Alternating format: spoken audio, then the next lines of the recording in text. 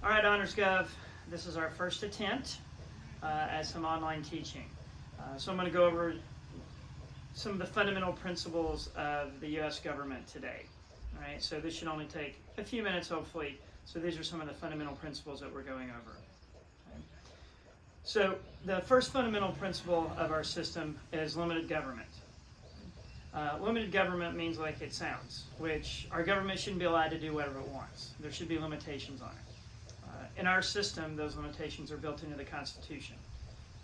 The Constitution is the document that lays out how our system of government is going to work. And so for us, we want our government to be limited. So we'll oftentimes ask questions, even during a time of crisis like now. What should the government be allowed to do? Should the government be allowed to enter into the marketplace? Should they be allowed to spend $1 trillion to bail out corporations? Should they be allowed to give individual homeowners or individual workers $1,000 or $2,000 a month? These are all things we're discussing right now, and that's all within the scope of this idea of limited government. So that's concept number one. The next fundamental concept, fundamental principle, is the rule of law. What rule of law means is what it sounds like. We're a nation of laws. Everybody has to follow the laws, everyone. And these apply to everyone. This was a fundamental change in our system compared to lots of countries at the time. Right? But with ours, everyone is subject to the laws. Whether you're the governor, the president, a wealthy billionaire, everyone is subject to the laws, and you have to follow them just like everyone else. And this is a really important aspect of our system. Considering this is an online class, this is probably where I should tell Josh to wake up and Sam to stop doing weird stuff, and whatever you people are in the corner, stop talking. Next, federalism. Federalism is another unique aspect of our system. Right? So with federalism, the idea is that we share power on different levels of government. We have a federal government and we have a state government, and there's power shared between them on different levels. We'll get into more details about federalism later, but it's important to know in our introduction. And you can see that right now in the crisis facing the country. There's questions about how much the state governments be doing. New York has been taking action, California's been taking action, Washington's been taking action, and you see that and see what they're doing, and then what role does the federal government play? Where should they come in and take over? Where should they help states or instruct states what they should do? How much freedom should each state be given versus what the federal government wants? So you can see all these unfolding in real time with what's going on today. So far, we've had three: limited government, rule of law, federalism. That's three.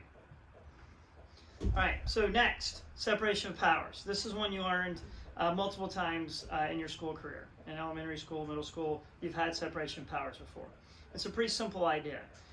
We wanted our federal government to be powerful, but we're also afraid of that power, right? Because we experienced under British rule how bad things can get if there's abuse of power.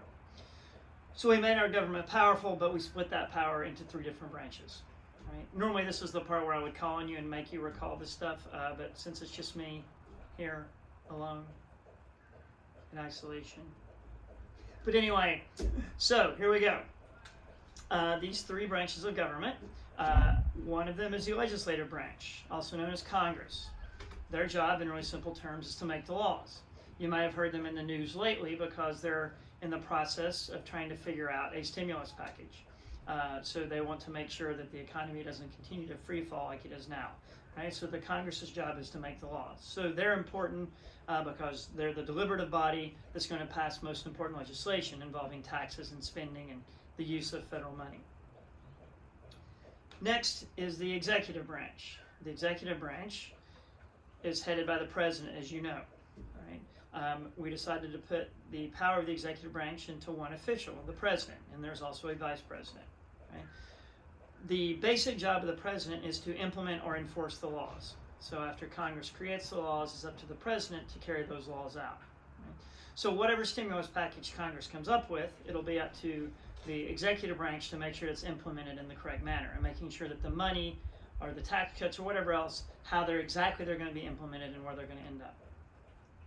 Then last but not least, the third branch is the judicial branch. It's headed by the Supreme Court. Now we have a whole federal court system that we'll get into at another point, but the most important court is the Supreme Court, right? It's the 9 justices that make up that aspect of the judicial branch. Now, with them, the Supreme Court's job is to interpret the laws. Right? So oftentimes we'll have questions. Maybe Congress passes a law, and then the people disagree with it, and they can challenge whether it's constitutional or not, and the Supreme Court would resolve it. Or maybe the President and Congress will disagree about the way the law was intended and the way it's being implemented, and you'll need the Supreme Court to step in. Right?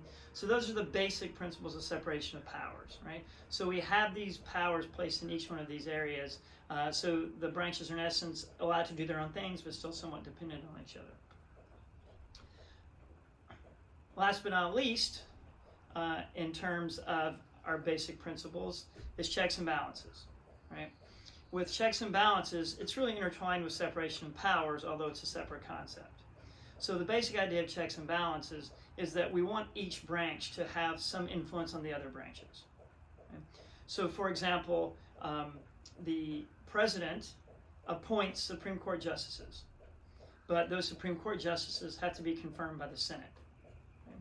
At the same time, if a president's completely out of control, the Congress, the House of Representatives can impeach, and then the Senate could remove them from office. And so we have a number of checks and balances built into our system that are laid out within the Constitution. Once again, we'll learn more about separation of powers and checks and balances later, but that gives you a basic idea of some of the fundamental components of our system. Right?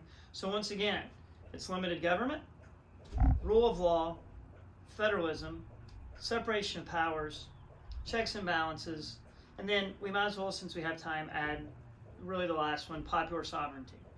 Popular sovereignty is just the idea that the power comes from the people. That's where it resides. Right? And that's a really basic tenet within our system, and you can see that in the way we structure elections. Okay?